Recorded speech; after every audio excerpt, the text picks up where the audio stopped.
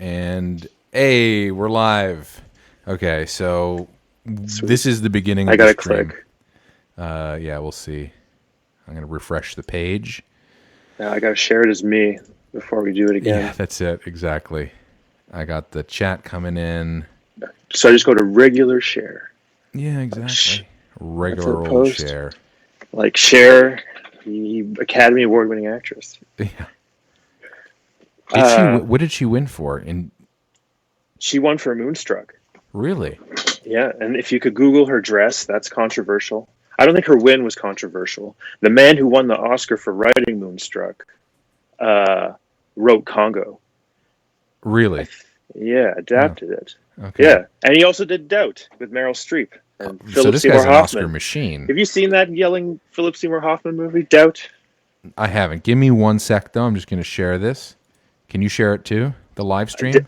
I think I did. Okay. I think I did. I absolutely did. There's proof. Rewatch. Internet proof. Live. There's a lag.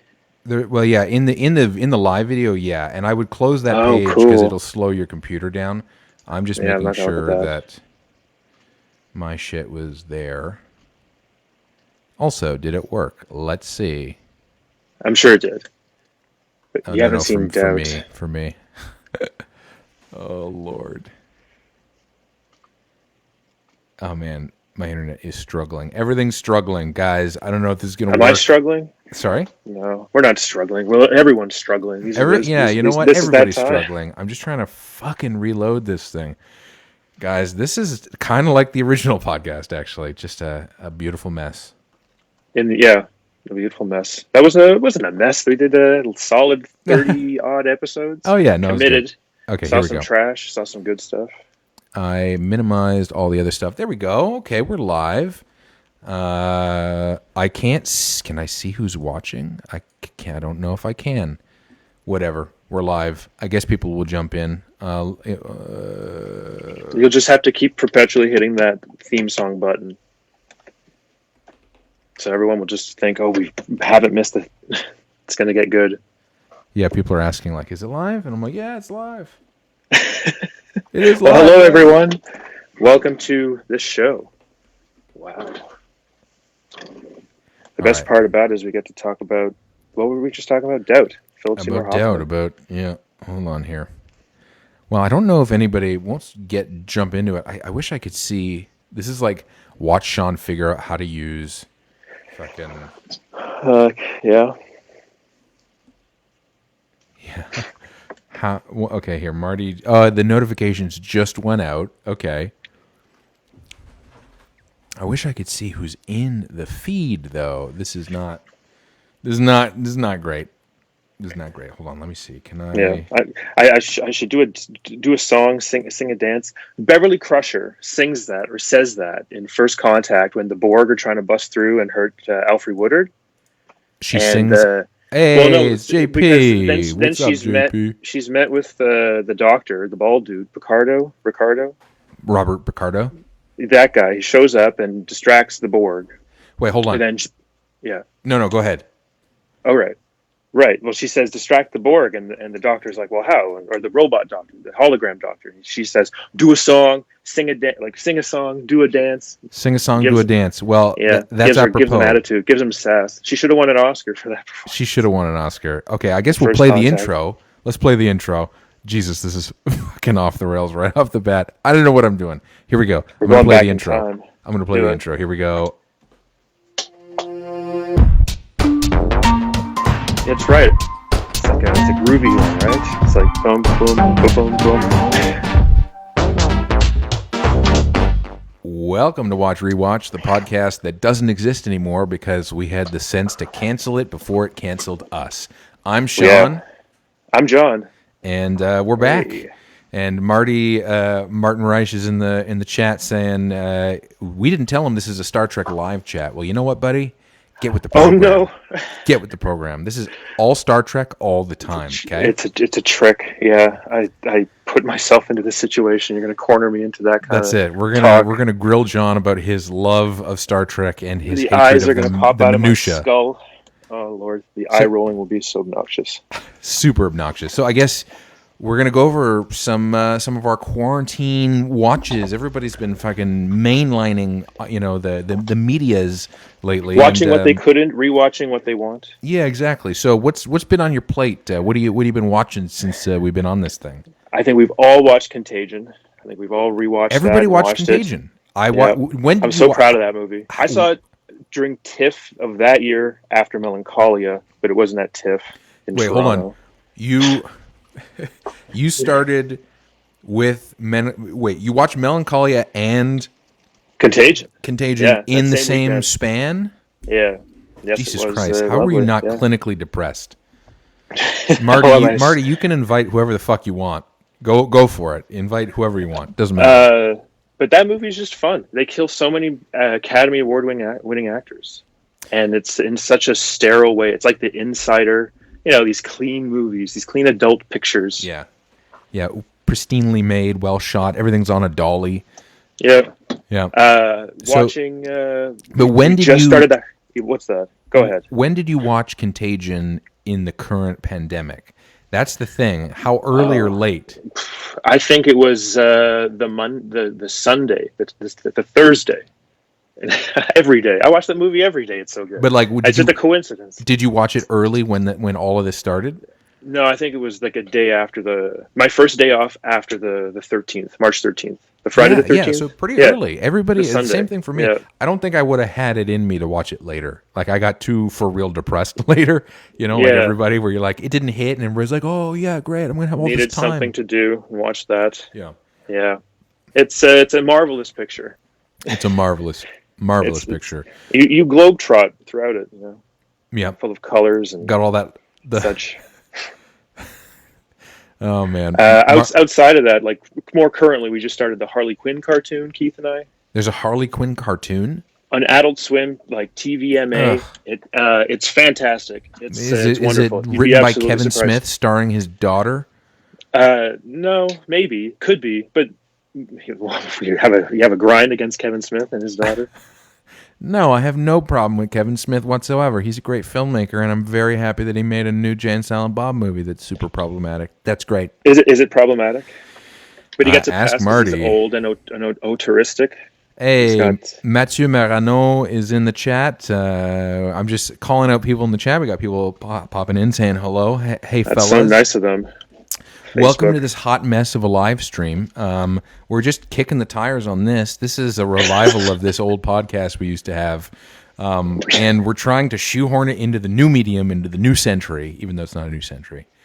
Well, I just like the deep dive. I like how you and I can just go full on deep with the what kind of talk would you call it? Not locker room talk. It's like talking shop. We're talking shop. Hey, Paul Sweeney's in the chat. Vicky says she does have an issue with Kevin Smith, and specifically it's against his jorts. And, that's a fair point, because the famous Kevin Smith jorts picture, anybody in the chat, look up Kevin Smith jorts, and you will not be disappointed. It's one of the greatest pictures of all time. Yeah. I feel like, do you have, wait, I'm hoping you're going, do you have a printout? Well, no, I have that VHS I keep showing you of a young Kevin Smith. If you want to look at that, it's like a young Kevin Smith. Like let's see. Look at him. He was, kind of handsome. I guess. That one. In a 90s bowl cut kind of way. Yeah. I don't know. He those jorts, what's her face? The wife with the big ears. She loves him. That's why they're together. She loves jorts. Is that the only thing she loves? Is his jorts? The money. The money. The Clerks money that apparently he didn't get. And it's only after what's-his-face went away that Weinstein? They started revealing. Yeah, or the Weinstein. Yeah. He had like Clerks money that was owed to him. And like apparently in the write-offs, he would be like, well, we're using the Clerks money to fly the Pulp Fiction people out. Like really shady ways of like moving Clerks money. That's interesting. I had no idea. Yeah. And he was so gullible and like trusting that he didn't like look into it or something. There's a really good article recently. Yeah. Interview. About all the shenanigans. Everybody in the chat is currently debating the style of Kevin Smith's pants, by the way. Jesse's saying they're capris. Vicky's calling them flood pants. He makes them himself. He maced them himself. I mean, at the size he was at that point in that picture, I mean, those were certainly custom. He was much larger. Now he's super thin. He's fit. He lost all that weight after having a heart attack, and then he made Jay and Silent Bob. What is the reboot? Reboot? Do a reboot? Well, Martin, who's in the chat, has seen that all the way through front to back. Did you also watch it? Hey, John, did you watch it? Oh, I thought you were asking your computer who was going to write it out to Martin. No. No, I just watched the first 10 minutes, like until up to Justin Law. It was just kind of embarrassing. What made you stop? The music specifically. Really? It's like really kind of lame sitcom-y music, like bouncy, on the nose. Like stuff that wishes it was Alan Silvestri, and that's not a compliment. It's like David Newman, if you know what I mean. Okay. David Newman. Oh, yeah.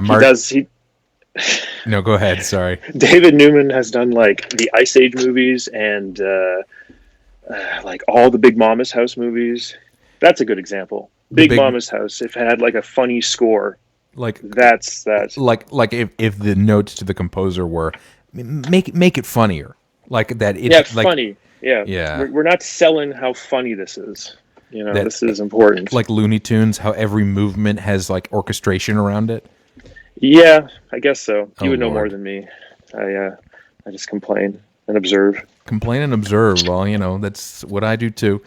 So outside of that, I saw Frozen 11 because during the quarantine. Frozen 11 is a joke, right? How many have they made though? Well, this is a joke. Well, that's the Roman numerals 2, and then. When the third one comes out, we'll be watching Frozen 111. 111. So, what? But are they? I've never seen any of the Frozens, for the record. No. Okay. Well, now's your chance. Is there some appeal to it, like aside from kids' movie stuff?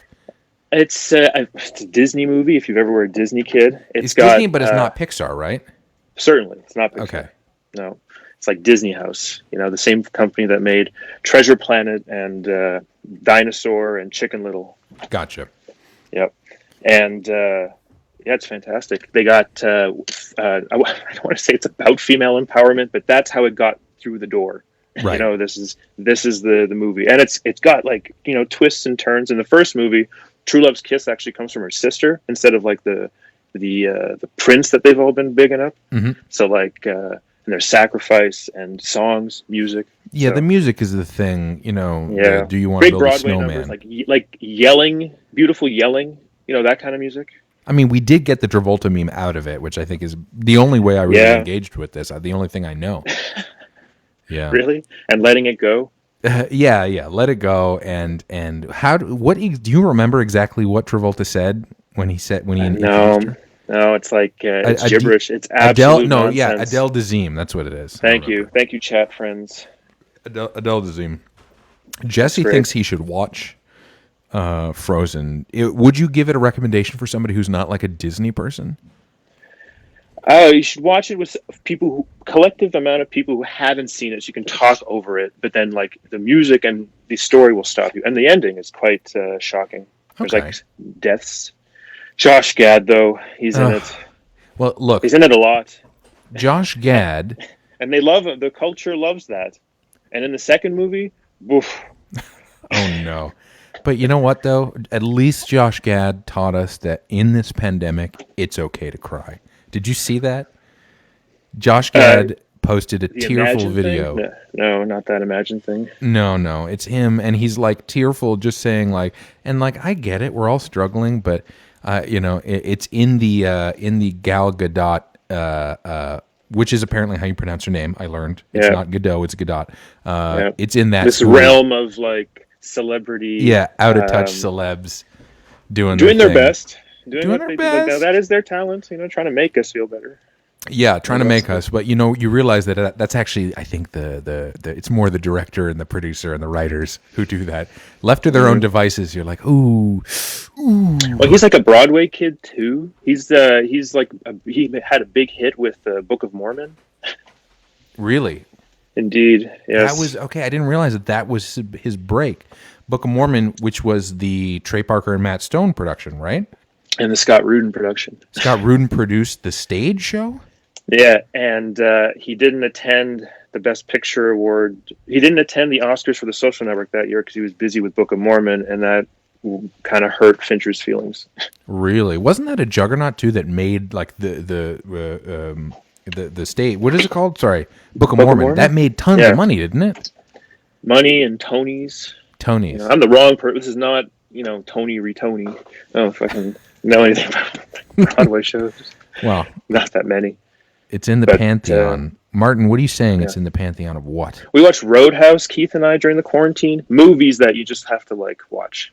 Roadhouse. Remember this one? Roadhouse, the With best Patrick movie Swayze? about throat ripping that's ever been made. So you have seen this movie? Roadhouse, 100%. Roadhouse is My God. that's Wow. primo Swayze. That's such a R-rated bad movie. Like, that movie does not help society.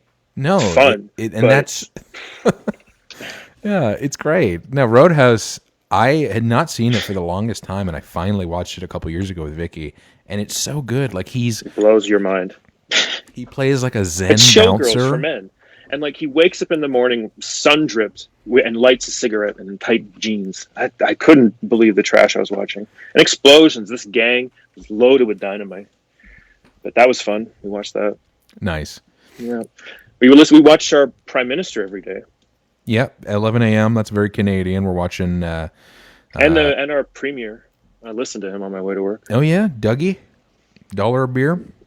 Yeah, No, Jesse that's was not our mentioning. Premier. I listened to Logo.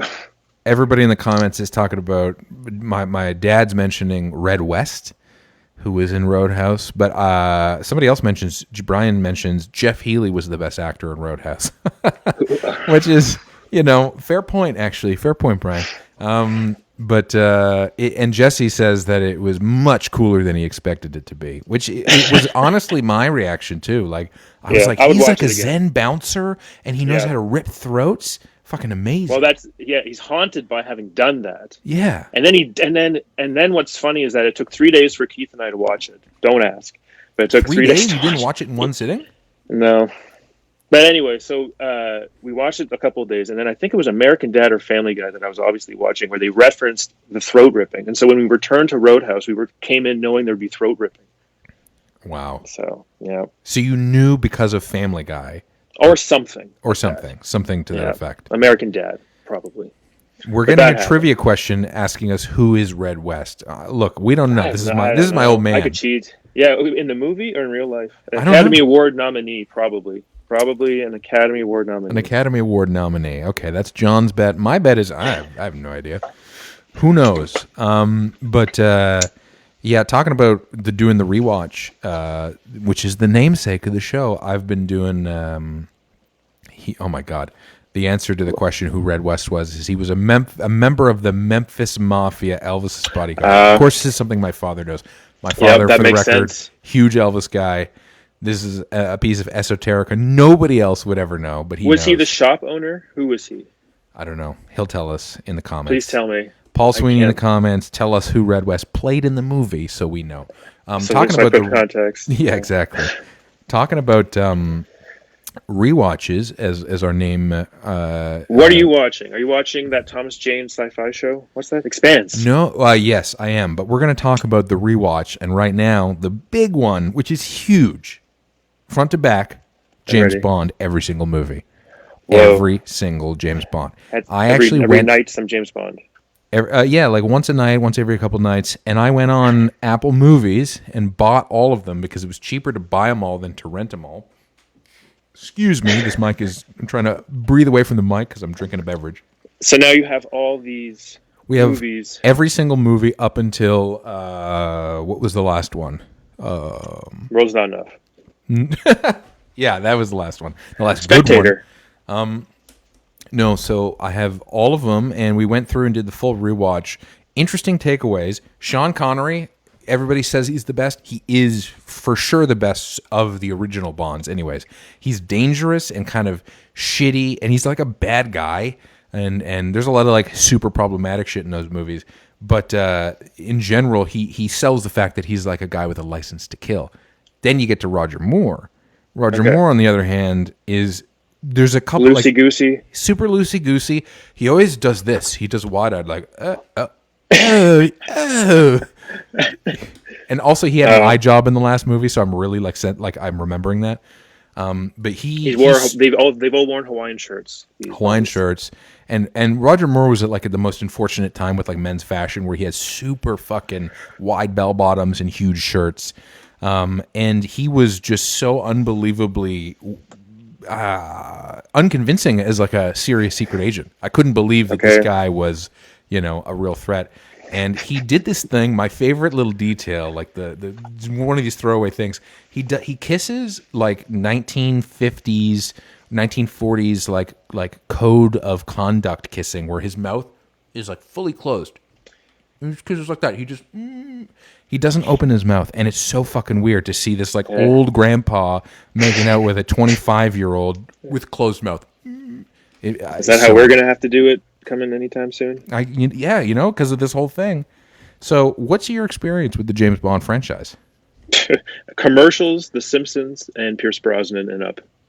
Really? You haven't done any of the originals? I have Dr. No on VHS, which I've transferred onto the computer that I want to watch through that format. You want to watch it transferred VHS. So you've never seen any of the originals? Nothing like top to bottom. Commercials and Pierce Brosnan. Holy shit. Well, And it's Daniel something Craig. that I guess if I know about this Erwin Kershner unofficial James Bond thing.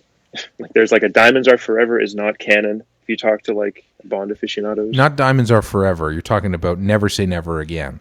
That's the one. Yeah, there's Kim Basinger. Eon Productions, which was the real James Bond, and then at one point Sean Connery did one more that was outside of Eon, and it's essentially a remake of Thunderball because there was a rights issue with the guy who wrote that or something. So it's this whole weird thing, and I'll eventually watch that, but I'm just doing the Eon Productions ones right now. Yeah.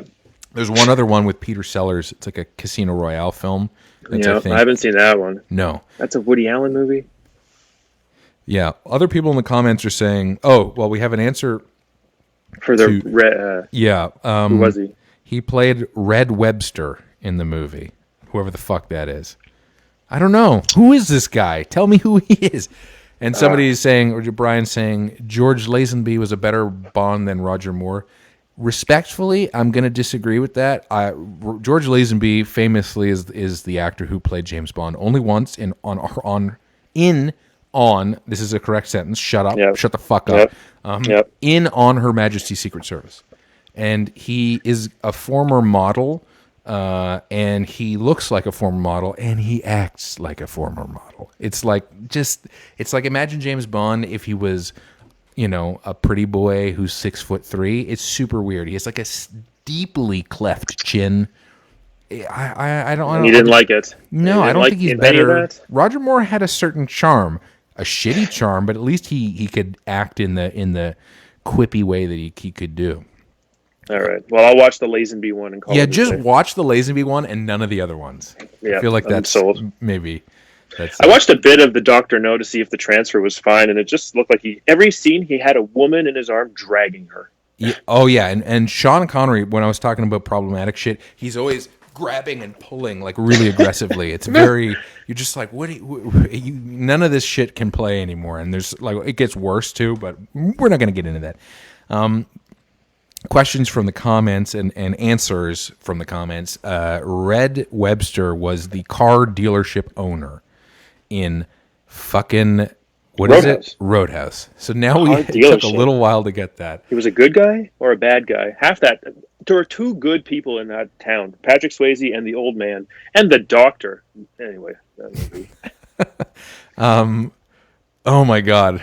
Other people are getting some spicy comments. Roger Moore was the Adam West of Bond. I would say that sounds smart. That's smart. But also Roger Moore, I feel like Adam West was better than Roger Moore. I think, in some ways. I don't know. A question from Jesse Prent: who is worse, Pierce Brosnan or Roger Moore? I mean, I'm going to say Roger Moore hands down because Pierce Brosnan. He's your least favorite. Yeah. But here's the thing: I haven't seen him recently, and I'm going to be watching him. The Pierce Brosnan ones. I'm coming up on the first one because I have. I only got through halfway through License to Kill, which is number 2 of Timothy Dalton, and then I'm on Pierce Brosnan. So I'm going to revise that statement once I've seen them. How many Timothy Daltons are there? Only 2. He did. Is he in contention for a best Bond? You know what? People don't like him. He's great. He's very hard edged. He's much more like Connery than anybody else was, and he illustrates James Bond as a genuine killer. Okay. But What were those movies about? Russians? the James Bond movies will cycle through Russians, or like there was a while where it was Spectre and Blofeld, and then Russians, Yeah. Spectre So, and Blofeld, yeah, the Russians. Spectre thing is like a seasonal thing. Like it has it has a canon, right? Yeah, they'll do 2, 3, 4, that like that, and they'll get bored with it, or the audiences will get bored, and then they'll change it up. Yeah. The songs are getting good. The songs are, that was the interesting thing. Watching a bunch of the songs, And the some main stuff I- titles sorry, the main titles too are very like innovative. You always look forward to a James Bond main they title. were innovative, and they really start to get samey in the 80s. Getting some comments in the chats. Roger Moore movies were better than the Brosnan movies. That sounds right. Yeah, Die Another Day is just awful. Who on earth is rewatching that? Yeah, because he didn't have a lot of good ones. You're right, and I think Moore was okay. Jesse's saying he thinks Moore was the worst Bond. Dalton is a solid Bond. I think that's fair. I think the current canon has come around to the idea that Timothy Dalton got a lot of shit, and although critically in his time people liked him, he's it's not as much humor. It was definitely like a 180. And the thing that Vicky mentioned about, we were watching License to Kill last night, and totally influenced by Miami Vice, hugely. Michael Mann rip off like crazy, especially with the brooding men. Okay. There's no boats and like a beach. No, there's boats and everything. There's lots of that's cigarette Michael Mann boats. to me. Okay. And The Last of the Mohicans. Yeah. Wait. Hold on. Last of the Mohicans. What? Michael Mann. He wrote that or And directed? directed it, but they do.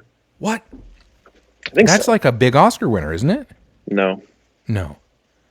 But that's Maybe Daniel Day-Lewis? maybe sound or cinematography, something like that. Cinematography, yeah, maybe. That's Maybe. that. Well, some more questions from the chat. Who's willing to pick who the next Bond will be? Do you have any thoughts on that? Everybody was talking about Idris Elba for a while. I heard that it's Richard Madden. Who's Richard? Oh, Mum. That Is guy. he? Man, the bodyguard dude. Yeah. Yes, I heard Mum. it's him. Mum. I heard that's the latest. Anybody He's who's in seen The contention. Bodyguard, which I feel like is most people, my whole takeaway watching that was that I thought he was saying mom for the whole thing. And I know he was saying ma'am. I know it. Okay, But it sounded then like he was watch saying that. mom. He won accolades, and everyone thinks he's sexy, but not me. So you get to the John Fraser scale of sexiness, thumbs down. Or Well, or is it I wouldn't say it a thumbs up, thumbs down system, or is it a star system? No one is rated on any kind of level like that with me. There's no rating. It's just no sir, I don't like it. No, sir, I am not. I am not like the others. I see you're wearing a CinemaSins shirt, my favorite okay. website. That's mine too. They nitpick in the very best way. And Plot holes. Gotta love plot holes. everything, every angle of it. I think what makes those guys particularly good is they really invest in the story before they start giving it shit. They're like, okay, if we're in this world objectively, why is this going on? So they're picking apart in-universe stuff. Yeah, like if we're going to be in this world, these are the rules. All right, then explain this, and he goes on. And he gets exhausted. The voiceover guy, sighing and giving a sin without explanation is always very funny. I like a good sigh. More questions coming in from the chat, comments coming in from the chat, talking about James Bond. Yeah. Who the next one will be. Somebody, another Brian McDonald, mentions Jason Statham. I don't think that would happen. How many would he do? One? Yeah. Well, I think he's too bald is the thing. Okay. There's a stigma. I don't think we can have I think we could have a black James Bond. I don't think we could have a bald James Bond. I think that doesn't work. What's his face? Is the villain in the new one? Freddie Mercury? Oh my God! From what is his name? Mr. Robot. Rami Malek. Rami. Academy Award winner Rami Malek. Rami Malek. Yeah, but Jason Statham, I don't know. I feel like he's just been doing like dollar store movies lately. Has he done anything that you've seen? Dollar bin movies? Jean Coutu Braque movies? Yeah, exactly. donated at Salvation Army movies. I don't know. I haven't seen anything he's done since. Well, no, that's not true. Hobbs and Shaw was like the biggest fucking thing ever. Oh, that's true. He's in those movies. Fuck, man. Hobbs and Shaw, like, everyone saw that. Not me. I stopped at Fast and the Furious 5, I think is the last one I saw. I saw the Charlize Theron one where she had dreads. She had dreads in that? And she looked like the twin from The Matrix. The twin from The Matrix. Okay. Oh, yeah. Or was that Atomic Blonde? I don't know. Yeah. No. Twin from The Matrix. Atomic Blonde, that's true. Yeah, she does look like in both.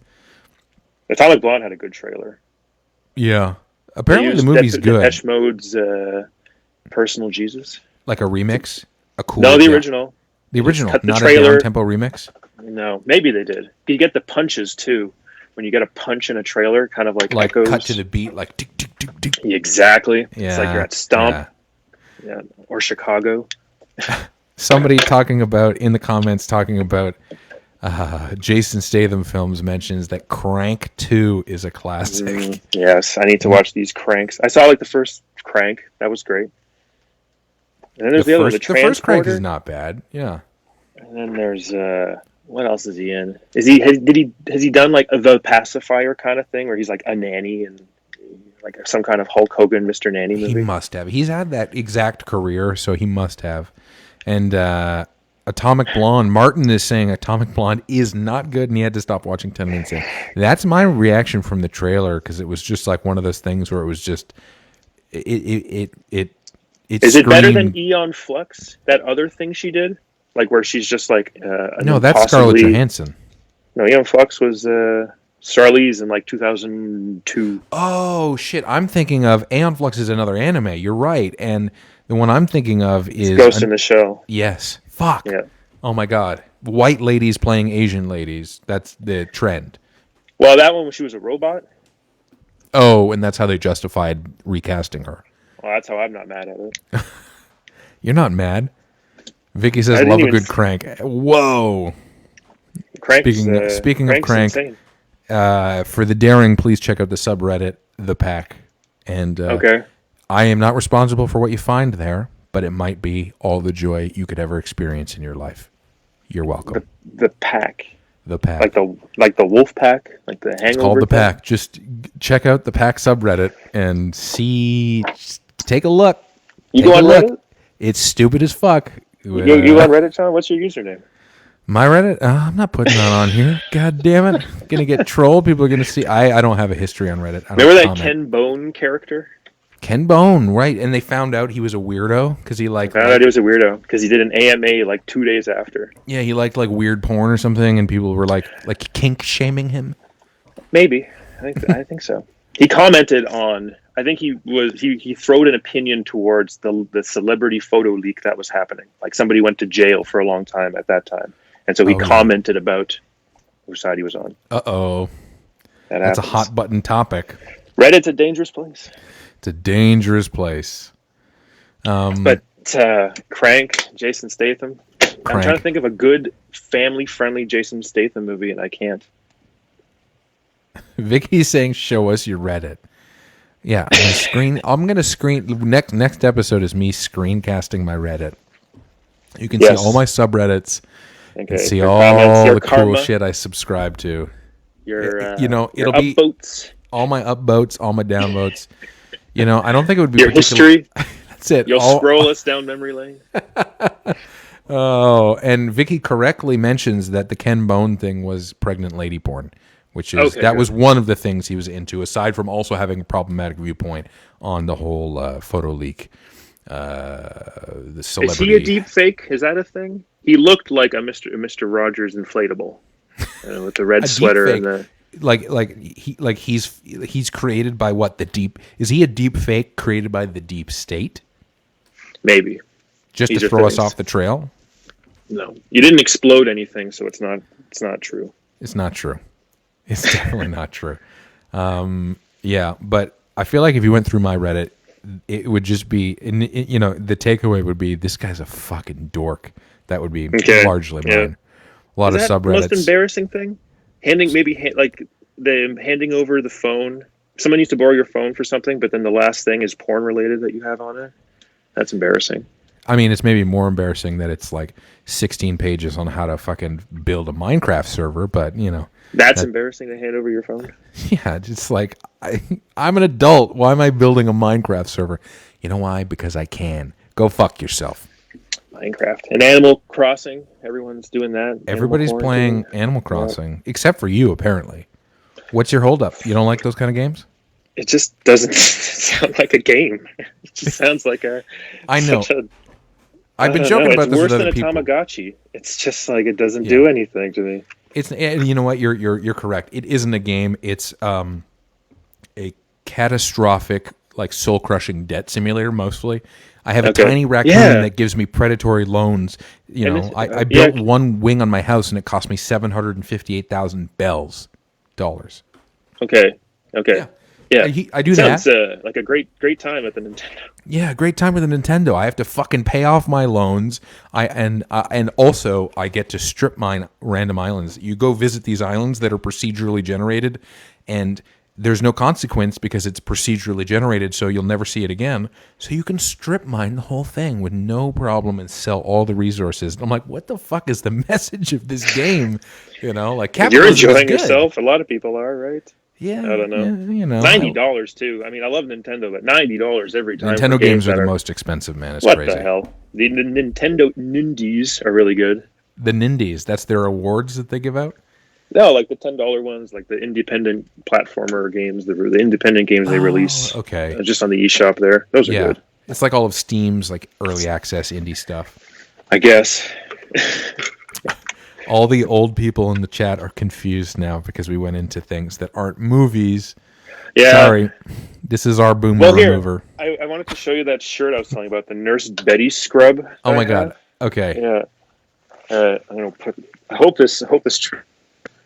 Here we go. Oh my God. We have clothing removal live on the internet. Holy fucking shit. So John is wearing. Give us the story. I don't know if you can see Nurse Betty, this Renee Zellweger movie. Can you get a little closer to the camera with that so I can see the logo? Oh my God. This is a piece of Nurse Betty, like swag from when that movie came out. Are you fucking kidding me? What's the story behind this? Well, we grew up in Ottawa.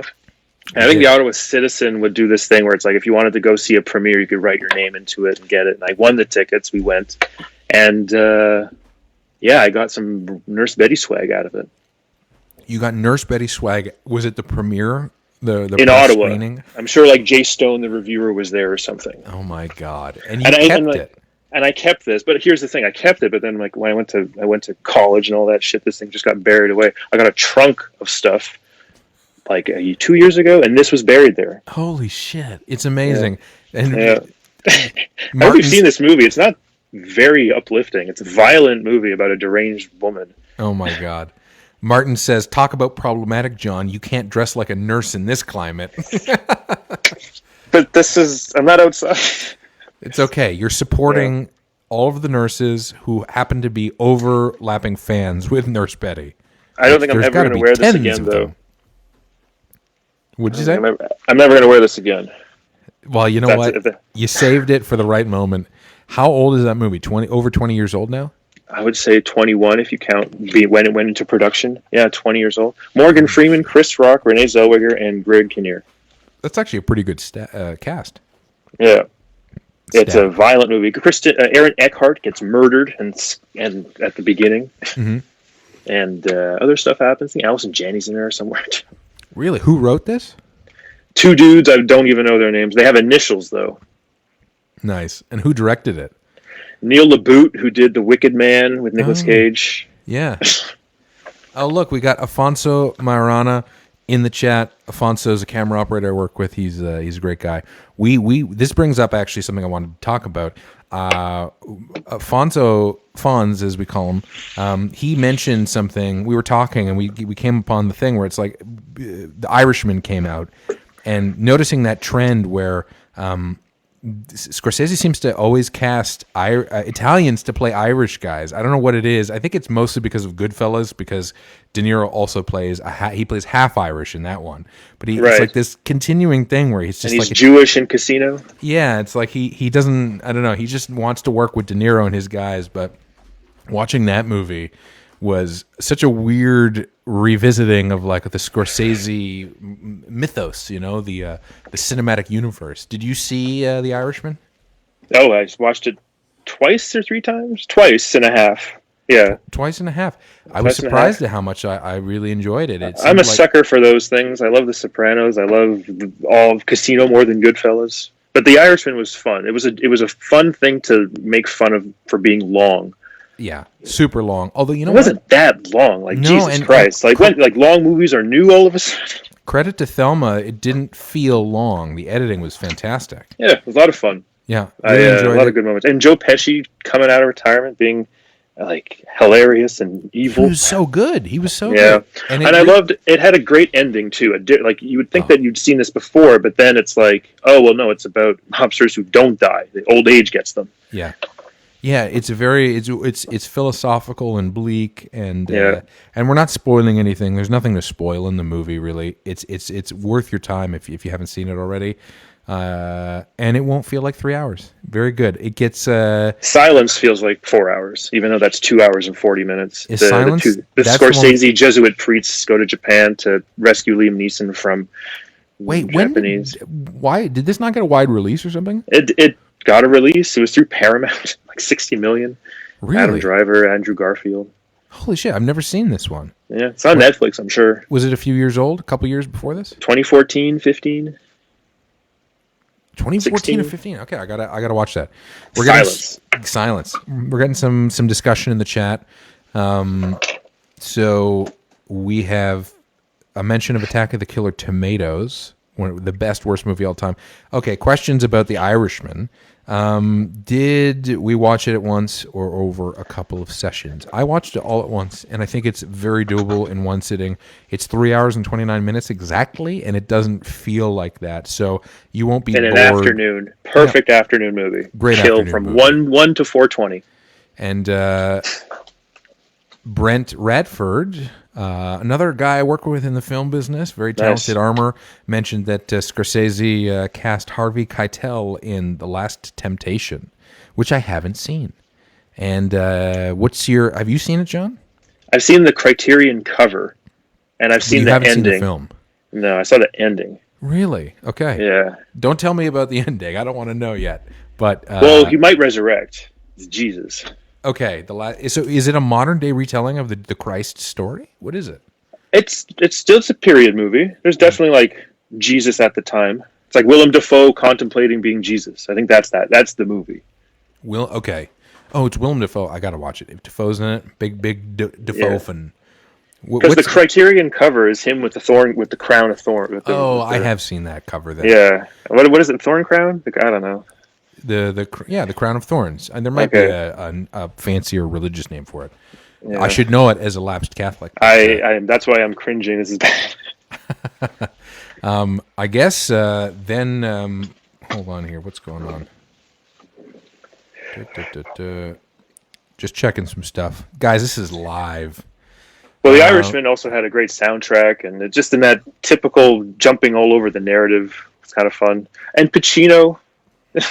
Poor Pacino. Pacino was great. He really and I don't think Scorsese had worked with Pacino up until that point, right? No. And then that same year, Pacino is working with Tarantino at the start of Hollywood. And gives him the gig as the Italian actor. Oh fuck yeah! No, it was nice seeing him and getting to choose scenery as Jimmy Hoffa. Felt like perfect casting. You know, this notorious loudmouth and having the king of the hoo-ha, doing his literally like hoo-ha essentially for 2-3 hours. Yeah. And Fonz. Sorry, I just was I'm trying to think about all these great moments. I'm just reminded about the de-aging.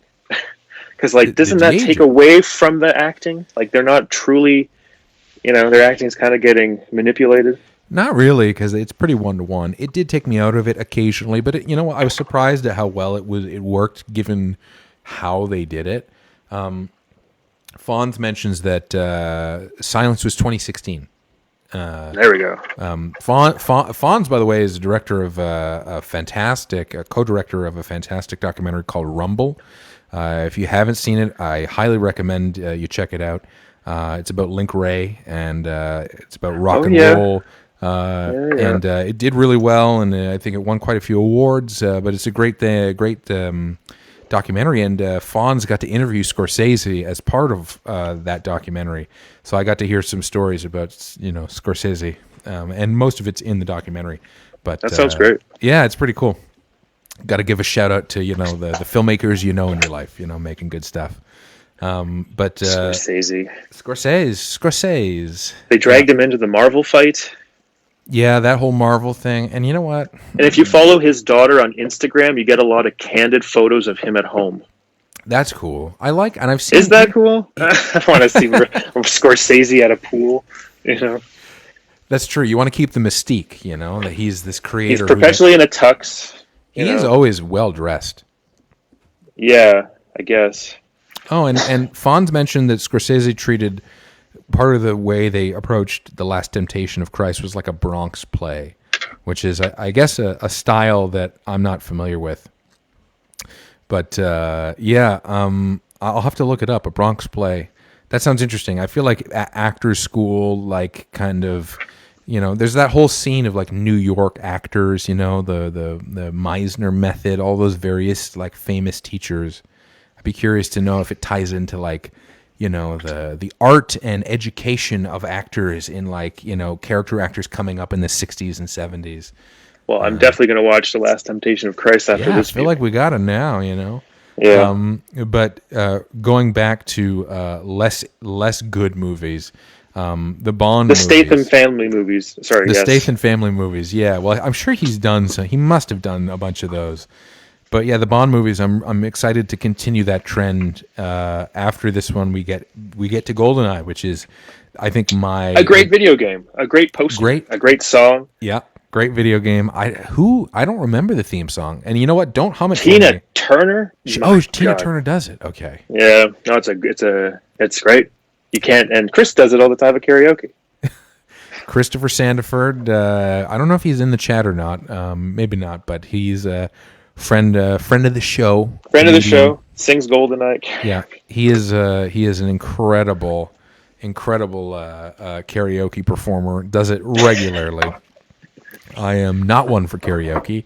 So you're gonna start up the Martin Campbell picture. The Martin Campbell picture. Yeah, we're gonna do that next. Who also directed the Casino Royale reboot, which is funny. Very strong and very good. Yeah, starts in black and white, but then it's weird. They carry over Judi Dench from the old movie.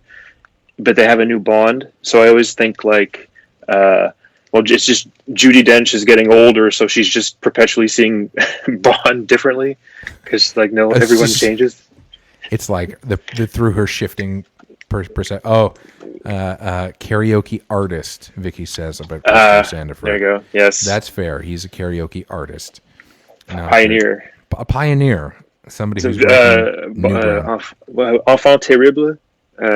A savant. A savant. God, what are the other ways you can say that? He's a karaoke. He's a doctor. He's got a PhD in karaoke. A PhD in karaoke. He's an esquire of karaoke. He's a solicitor for karaoke. A solicitor for karaoke. Well, okay. No, that's anyway. Talking about less good films, people in the comments are mentioning it. Couple things. Brent's asking, why doesn't Pierce get the respect for being Bond? That's a fair question. He never really got the same respect that even Roger Moore got. I think some of it is contemporary, like he doesn't have the benefit of time. Because I think now there is some nostalgia now, but I think it's also because he's a lighter Bond. He's closer to Roger Moore than he is Sean Connery. That's my take. What's your take? Because you've seen those. Why do you think he doesn't get it, John? The same reason you're suggesting, the nostalgia factor. We have so much time to age with it.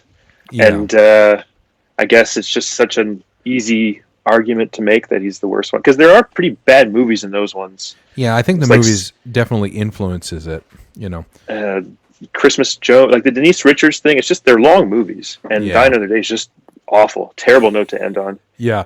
It really is. Fonz is saying that, And I don't know if like celebrity culture was different then. Like he was always in People magazine, and like they're trying to sex him up. Yeah. I don't know. Yeah, maybe there's an oversaturation, or he wasn't taken seriously because he was too accessible. I think that's something that comes up. He's in Mars Attacks. Yeah, well, Fonz is in the comments mentioning what he thinks his worst films. This is actually a good question. What are some of the worst films, which can also be enjoyable films, for the record. There's plenty of movies I like. But Fonz mentions he thinks Howard the Duck and Santa Claus Conquers the Martians as his top worst films ever. So, John, I'll throw that to you because I haven't seen. I haven't seen those. No, you haven't. Well, Santa Claus Conquers the Martians and Howard the Duck. Howard the Duck. See, no, I haven't seen either of those. Yeah, Howard the Duck I know is a famous train. It's notoriously terrible. You know what? And, that's actually something. Fonz, we're gonna put. It's got like aggressive editing. It's always jumping around because it's like a incomplete movie, so they're just dealing with the shots they have. Oh fuck.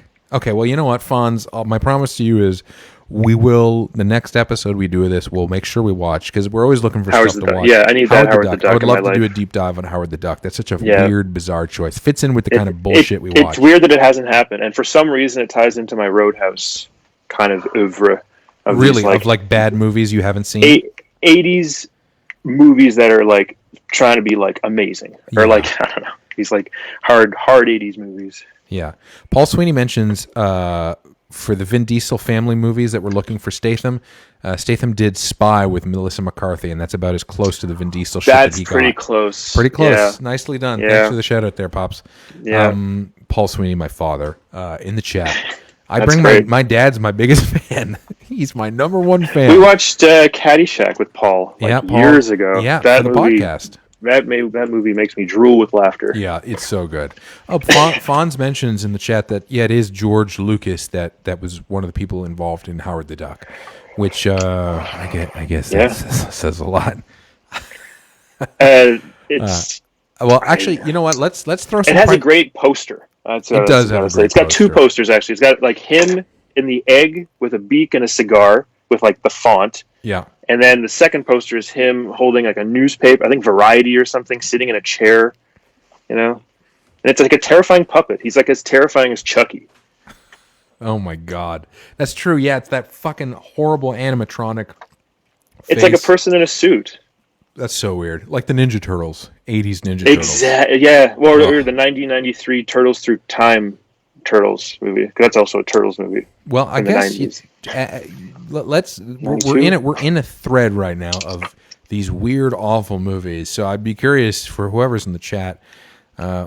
Give us some of your top worst films of all time. There's like bad, enjoyable, and then there's like it's bad. I never want to watch it again. Yeah. Like, ideally, I'm looking for stuff that's bad but fun. But even give me your worst movies. Stuff you're like, fuck, man, that sucked, but is still memorable. Well, actually, I get. Brent is saying Drop Dead Fred. I don't know if that's a reference or a film. Wow. Is that a film? Yeah. That's a film. That's a comedy. That's a comedy. A bad one? Yeah. It depends. Like, if you like eating your booger, if eating your boogers is funny, it's funny. And so I don't know. It could be boring as a kid. It's about Phoebe Cates has an imaginary friend who's played by this like obnoxious British actor of the 80s. Mm-hmm. And now she's an adult working in like a firm, and this imaginary friend has come back. So she's like going through like kind of a mental crisis. And he keeps eating boogers and making her laugh. Oh my God. I think. Well, I mean, look, to be fair, that's a terrible movie. I can appreciate a gross out movie, but, Freddy Got Fingered, I think, is one of the best movies of all time, and I'll fight you if you disagree.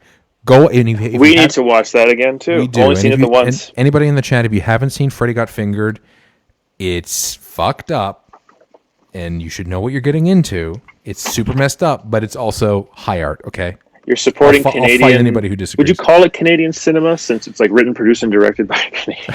Yeah, it's CanCon. It's CanCon, and because of the laws in this country, it is much better than Strange Brew. It is. Strange Brew's not that good. Rick Moranis, I know, Dave and that's going to be Thomas controversial with the boomer crowd in the comments right now. But Strange Brew is not good. I'm sorry, I watched Strange Brew and it's shit. It's bad. So we got some. Vicky says, "Let's fight," because she disagrees. All right. Fonz says, "Good night." Good night, Fonz. Thanks for dropping in.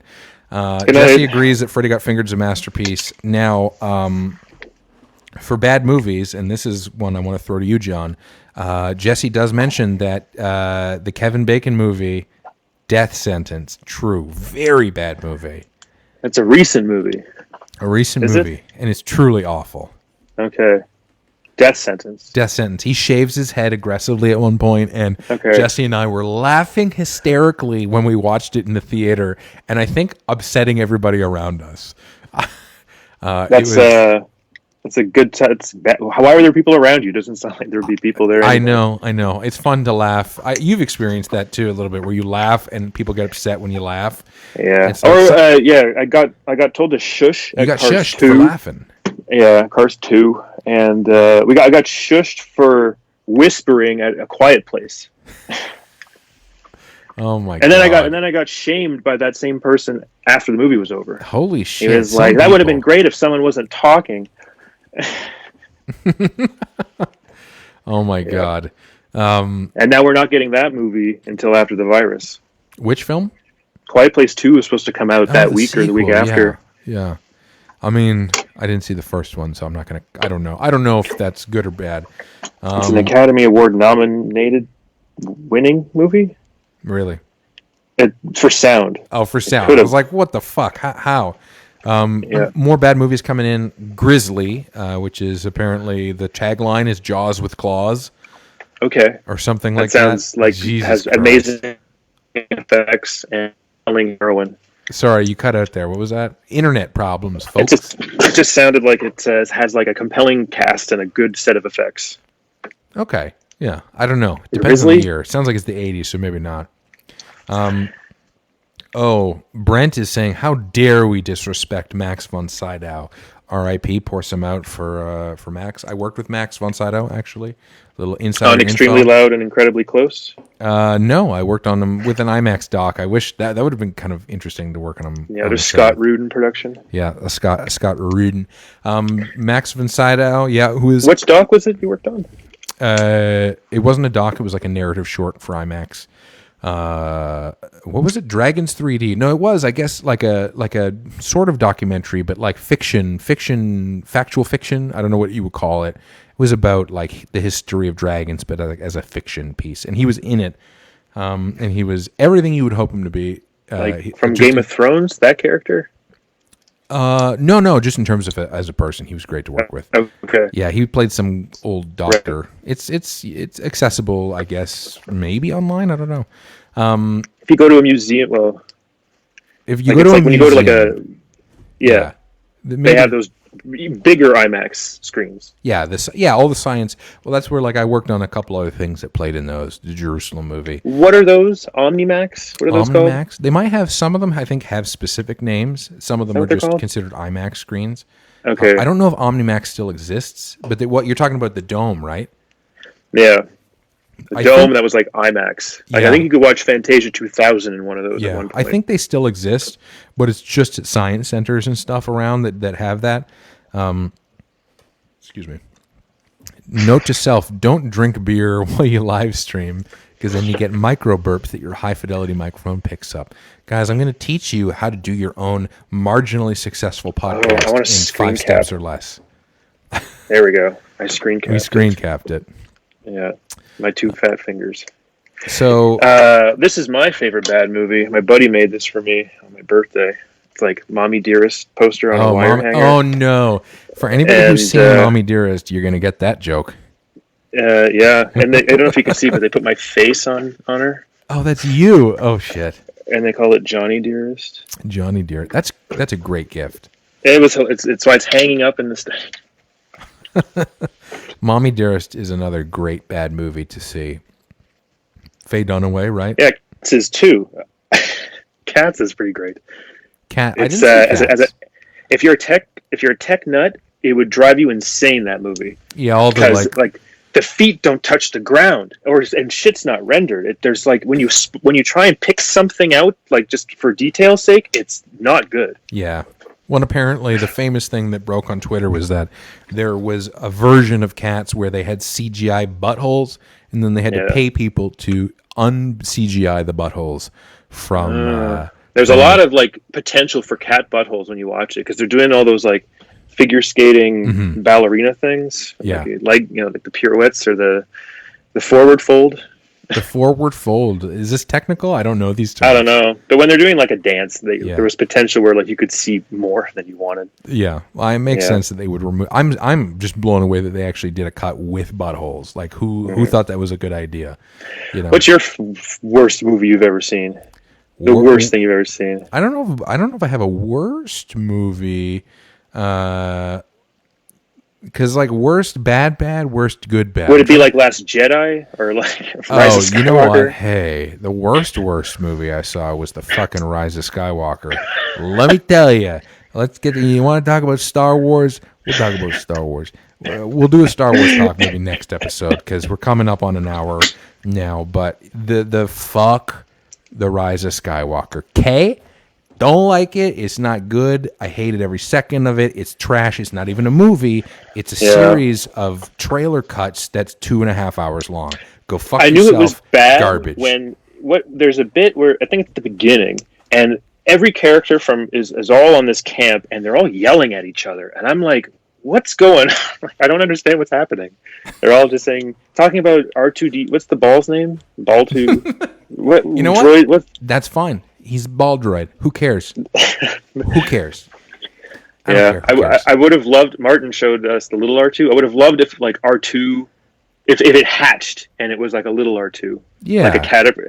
If he pooped at the end of the third movie, BB-8 turned into R2D2 because it was a robot egg. Yeah. Okay, we're getting some bad movies in the. We're getting some context on the bear one. Apparently, it's a '76 movie.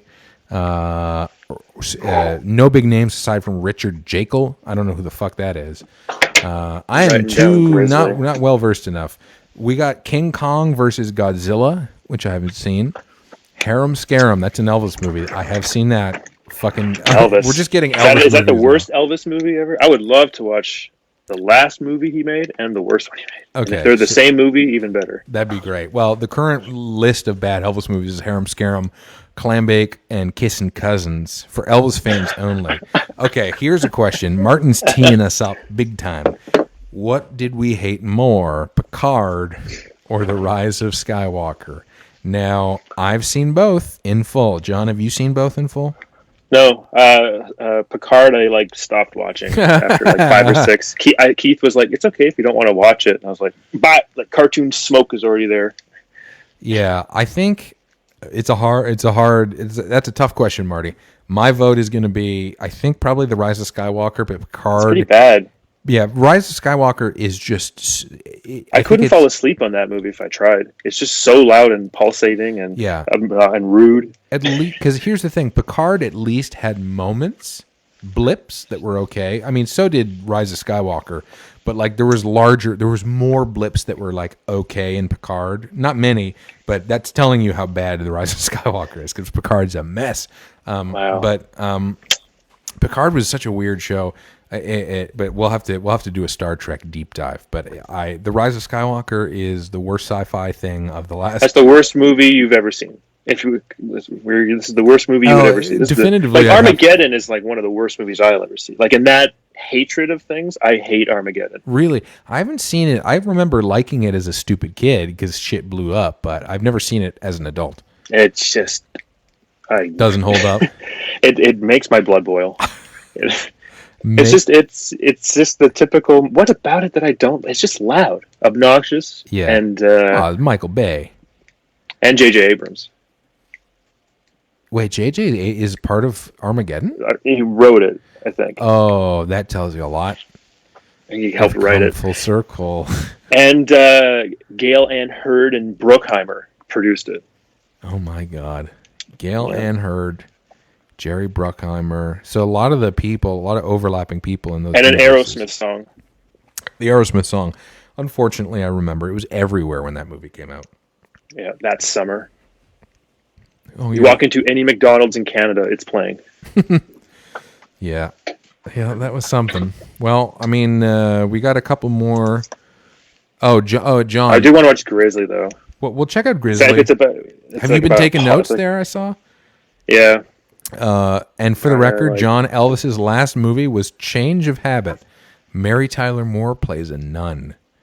That actually might be worth watching. I don't see her as a nun. She's too judgmental. Yeah, that's true. She'd have to be more pious and accepting. Mary Tyler Moore just, yeah, she gave us a lot of laughter. A lot of laughter. Well, thank you guys in the chat for bringing us some laughter. Thank you. Thanks very for much. hanging out with us That for was this hour. an incredible time. We're going to do it like a podcast. We'll keep it for an hour. This is just kind of a trial run. We're going to see how it went. And we'll maybe be back next week, same time, around 8-ish, and I'll jump on here and do a little thing. Thanks for joining us. I'm Sean. Thank you, Sean. I'm Sean. I'm John. And this has been Watch Rewatch. Ciao. Bye.